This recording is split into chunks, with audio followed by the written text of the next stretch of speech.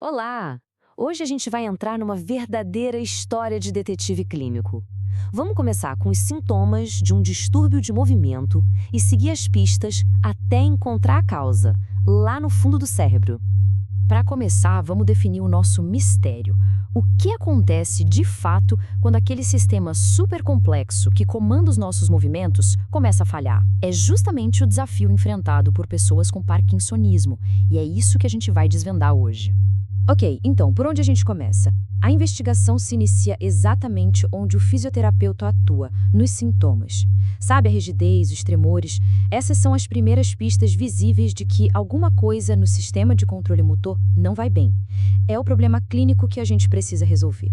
E a partir desses sintomas que a gente consegue observar, a investigação nos leva para um outro mundo, o mundo microscópico da neuroquímica.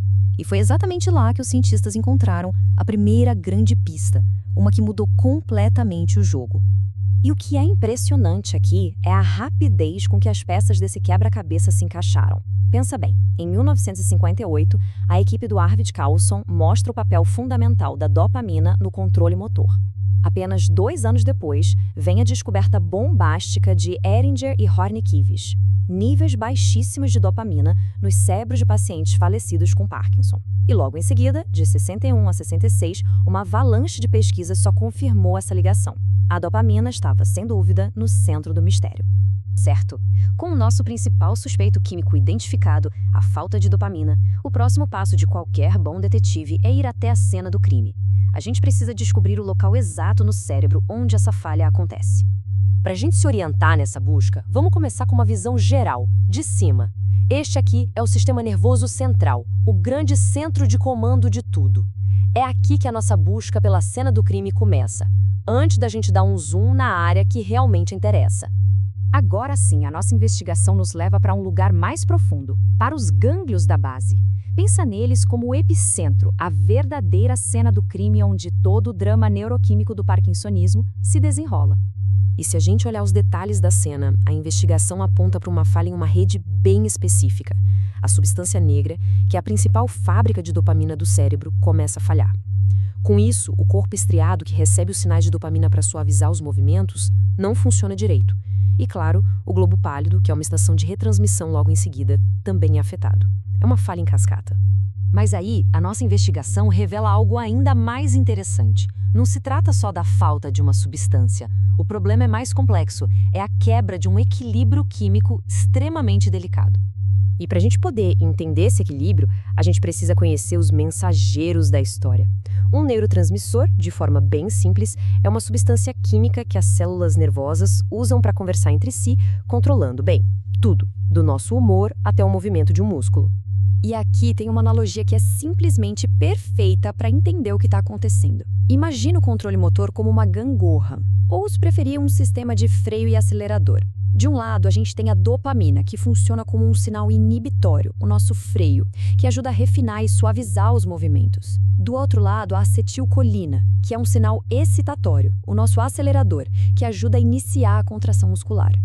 E é aqui que tudo dá errado. Quando os níveis de dopamina, o nosso freio, despencam, a gangorra desequilibra totalmente. A acetilcolina, o acelerador, fica sem o seu contrapeso e se torna dominante. É essa dominância colinérgica, como a gente chama, que é a causa direta de sintomas como a rigidez e o tremor. E essa imagem aqui reforça muito bem essa ideia de equilíbrio. A gente consegue ver as vias químicas completamente separadas para a dopamina e para a acetilcolina. São 2 sistemas totalmente distintos que precisam estar em perfeita harmonia para o movimento funcionar como deveria. Mas quando a gente pensa que o caso está resolvido, a investigação traz uma reviravolta.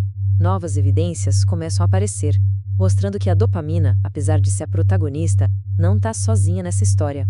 O caso fica bem mais complexo. As evidências mostram que a queda da dopamina causa um verdadeiro efeito dominó.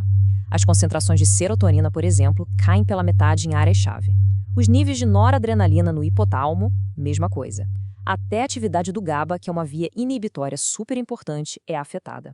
Isso mostra que não é um problema isolado, mas sim uma falha sistêmica, uma cascata neuroquímica.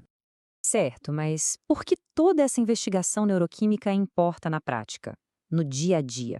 Bom, agora é hora de conectar todas essas pistas que a gente encontrou com a realidade da clínica. Essa citação, tirada direto do artigo original de 1982, resume a conclusão da nossa investigação de forma brilhante. Não estamos lidando com uma simples falta de dopamina, mas com a provável existência de um defeito neuroquímico mais generalizado. Isso muda totalmente a nossa perspectiva sobre a doença. E aqui está o pulo do gato. Entender essa história química complexa é o que nos permite explicar por que os pacientes se movem da maneira que se movem.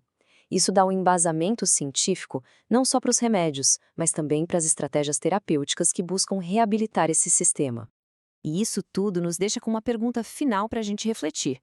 Sabendo que não se trata apenas de uma substância, mas de um equilíbrio delicado que se perdeu, como nós podemos, na prática clínica, pensar em formas melhores de apoiar e otimizar a função motora? A resposta para essa pergunta, bom, ela continua a ser escrita todos os dias